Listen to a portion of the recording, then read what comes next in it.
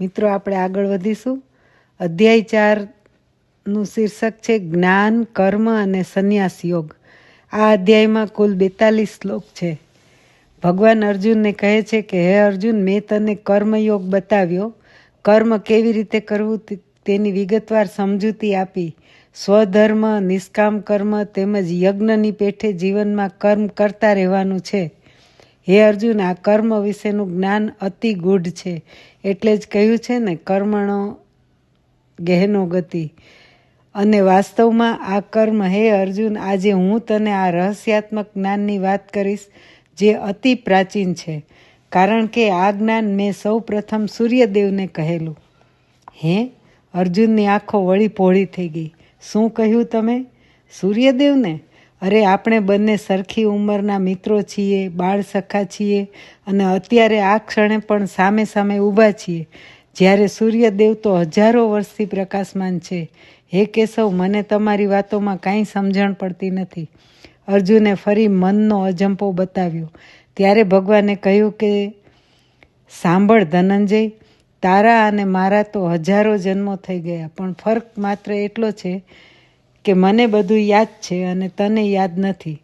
સાંભળ અર્જુન, દેહ અને આત્માનો આ ભેદ પારખવો, અનુભવવો એ જ સાચું અને ગૂઢ જ્ઞાન છે. એટલે તો ગંગા સતીએ ગાયું છે ને, પિંડ રે બ્રહ્માંડથી પર છે ને પાનબાઈ, તેનો દેખાડું તમને દેશ રે. હે અર્જુન, આ જ્ઞાનના સહારે તું જાણ કે જેને એવી શ્રદ્ધા છે કે જ્યારે જ્યારે સત્ય તેમજ ધર્મ હણાય છે ત્યારે ત્યારે હું જન્મ લઈને અનેક વાર આવ્યો છું અને આવતો રહીશ. એટલે જ ગીતાજીનો મહાન શ્લોક છે, યદા યદા હિ ધર્મસ્ય ગ્લાનિર્ભવતિ ભારત, અભ્યુત્થાનમ અધર્મસ્ય તદા આત્માનમ સૃજામ્યહમ. આ સત્યને જે જીવ સમતામાં રહીને શ્રદ્ધાપૂર્વક ભક્તિ કરે અને કામ ક્રોધ બંધન લાગતા નથી, નિશ્ચિત મને જ પામે છે. હે કૌંતેય, અસત્ય અને અધર્મની વચ્ચે પણ જે સમતામાં રહીને હસતો રહે છે તેનાથી મોટી કોઈ તપશ્ચર્યા નથી. સાધુ પુરુષોના રક્ષણ માટે અને પાપીઓના નાશ માટે હું તો દરેક યુગમાં પ્રગટ થાઉં છું, તે નિશ્ચિત જાણ. હે અર્જુન, પવિત્રાણાય સાધુનામ વિનાશાય ચ દુષ્કૃતામ ધર્મ સંસ્થાપનાર્થાય સંભવામી યુગે યુગે. હે અર્જુન, મારા જન્મ અને કર્મ અલૌકિક છે અને કર્મને જે તત્વથી જાણે છે તે ફરી જન્મને પામતો નથી. એટલે કે પુનરપી જન્મમ પુનરપી મરણમના ભવફેરામાંથી મુક્ત બને છે. પરંતુ હે અર્જુન, એ માટે તારે વિકર્મ અને કર્મમાં સંન્યાસરૂપી જ્ઞાનને બરાબર સમજવું પડશે. હે માધવ, હું નિષ્કામ અને યજ્ઞરૂપી કર્મને તો સમજ્યો, ત્યાં આ વળી વિકર્મ નામના વિષયની શી વાત આવી? મને કાંઈ સમજણ પડતી નથી કેશવ.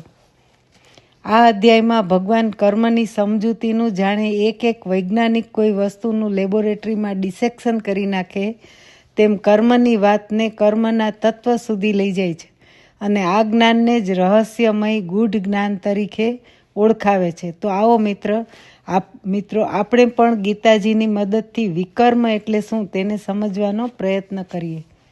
વિકર્મ એટલે નિષ્કામ યજ્ઞરૂપી કર્મની સાથે સાથે મનથી એકરૂપ બની જઈએ અને કર્મ કરીએ તે. દાખલા તરીકે આપણે શિવજીના મંદિરમાં અભિષેક કરતા હોઈએ પણ મન ક્યાંય બીજે ભટકતું હોય તો સામે પથ્થર અને આપણે પણ પથ્થર. માટે ભગવાન કહે છે કે હે અર્જુન, દરેક કર્મ નિષ્કામતાની સાથે સાથે વિકર્મ પણ હોવું જોઈએ, તો જ એ પરિપૂર્ણ બને. કર્મ સાથે મનની શુદ્ધ ભાવના ભળેલી ન હોય તો નિષ્કામ કર્મ પણ નિરર્થક બની જાય. અર્જુન પૂછે છે કે આવું વિકર્મ કરવા માટે શું જરૂરી છે? ભગવાન સમાધાન આપતા કહે છે કે પ્રથમ તો જીવે સ્વધર્મનું આચરણ કરવું જોઈએ. મિત્રો, આપણે અધ્યાય 2માં સ્વધર્મને દૂધ, પાણી અને માછલીની વાતથી બરાબર સમજ્યા જ છીએ. કર્મ સાથે આગળ વધતા કહે છે, કર્મ સાથે હૃદયની ભીનાશ અને ચિત્તની શુદ્ધિ એટલે કે કામ, ક્રોધ, લોભ, મદથી મુક્તિ ખૂબ જરૂરી છે, નહીં તો દરેક કાર્યો સૂકા સૂકા બની જાય. 3. ચોથા અધ્યાયમાં કર્મ, અકર્મ, વિકર્મ આ ત્રણેય શબ્દોનું ખૂબ જ મહત્વ છે. કર્મ એટલે સ્વધર્મ મુજબનું કાર્ય. અકર્મ એટલે કાર્ય કરવા છતાં મેં નથી કર્યું તેવો અલિપ્તપણાનો ભાવ. અને વિકર્મ એટલે કર્મની અંદર પૂરેપૂરું મન ક્રિયા, સ્વધર્મની ક્રિયા વત્તા મન બરાબર વિકર્મ. 100% આપીને મનથી કોઈ કાર્ય કરીએ તો વિકર્મ શક્ય બને. અકર્મ એટલે કર્મ કરવા છતાં નથી કર્યું તેવો ભાવ અને અનુભૂતિ. જેમ મા બાળક માટે જે કાર્ય કરે તેમાં મેં કર્યું એવો એને ભાવ ક્યારેય હોતો નથી.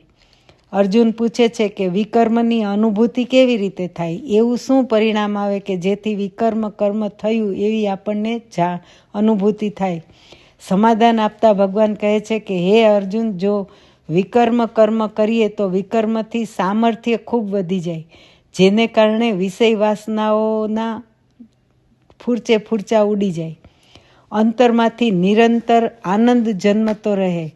હે પાર્થ, જ્યારે જીવ વિકર્મ કરે ત્યારે તેને કર્તા ભાવ નહીં હોવાથી બિલકુલ થાક લાગતો નથી. સાથે સાથે ભગવાન કહે છે કે હે અર્જુન, આ કર્મનું વિજ્ઞાન અતિ ગૂઢ અને તત્વજ્ઞાન છે. એટલે જ કહ્યું છે ને, કર્મણો ગહેનો ગતિ. આપણે કહીએ છીએ માટે તેને સમજવા જીવે સંતો અને ઋષિમુનિઓ પાસે જવું જોઈએ અને આ જ્ઞાનને સમજવું જોઈએ, સત્સંગ કરવો જોઈએ.